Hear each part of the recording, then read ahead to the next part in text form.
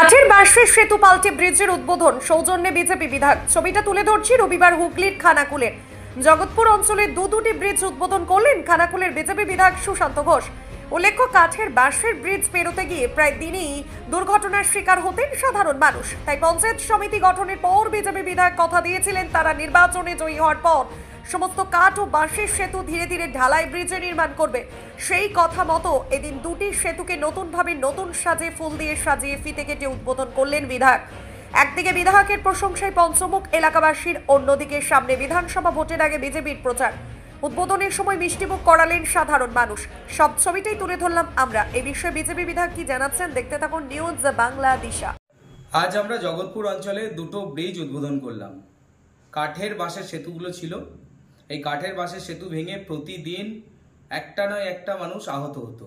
আমরা দেখেছি এই ব্রিজ ভেঙে মাটিতে জলের নিচে অনেক মানুষ মারা গিয়েছে। তো আমাদের লক্ষ্য ছিল, আমরা কথা দিয়েছিলাম যে খানাকুলে আমরা পঞ্চায়েত সমিতি জেতার পর আমরা সমস্ত কাঠের বাঁশের সেতুগুলোকে ধাপে ধাপে আমরা কংক্রিটের সেতু বানাবো। আজকে দুটো সেতু আমরা উদ্বোধন করেছি। একটা জগৎপুর নন্দনপুর গ্রামে, আরেকটা আমরা করেছি জগৎপুরের বাসাবাটি গ্রামে। তো একটা হয়েছে পঞ্চায়েত সমিতির ফান্ড থেকে, আরেকটা আমাদের পঞ্চায়েতের ফান্ড থেকে। তো আমরা এরকম আগামী দিনে আরও বেশ কিছু সেতু আমরা উদ্বোধন করব। সেই সেতুগুলো অলরেডি তৈরি হয়ে গেছে, ধাপে ধাপে আমরা সেগুলো করব। বিভিন্ন জায়গায় আইসিডিএস সেন্টার নতুন আমরা তৈরি করেছি, সেই আইসিডিএস সেন্টারও আমরা উদ্বোধন করব। আমরা উন্নয়নের জন্য কাজ করছি। আমরা কথা দিয়েছি, সেই কথাকে বাস্তবে রূপ দেওয়ার দায়িত্ব আমাদের আছে। তৃণমূল কংগ্রেসের মতন আমরা শুধুমাত্র নিজেদের উন্নয়ন করার জন্য রাজনীতিটা করি না, আমরা করি এলাকার উন্নয়নের জন্য, জনগণের উন্নয়নের জন্য। এরকম খানাকুল বিধানসভায় বন্যার পর অনেক রাস্তাঘাট ভেঙে আছে, বিভিন্ন জায়গায় এখনো নদী বাঁধগুলো ভাঙা আছে।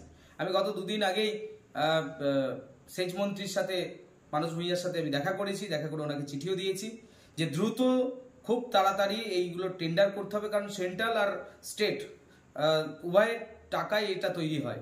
তো সেন্ট্রাল টাকা দিয়ে দিয়েছে, স্টেট এখনো টাকা বরাদ্দ করছে না। কেন করছে না আমি ওনাকে প্রশ্ন করেছি, উনি বলেছেন খুব দ্রুত আমি টেন্ডারগুলোর ব্যবস্থা করছি। আশা করি খুব দ্রুত টেন্ডার হয়ে যাবে। টেন্ডার হয়ে গেলে আমাদের এই কাজগুলো কমপ্লিট হবে।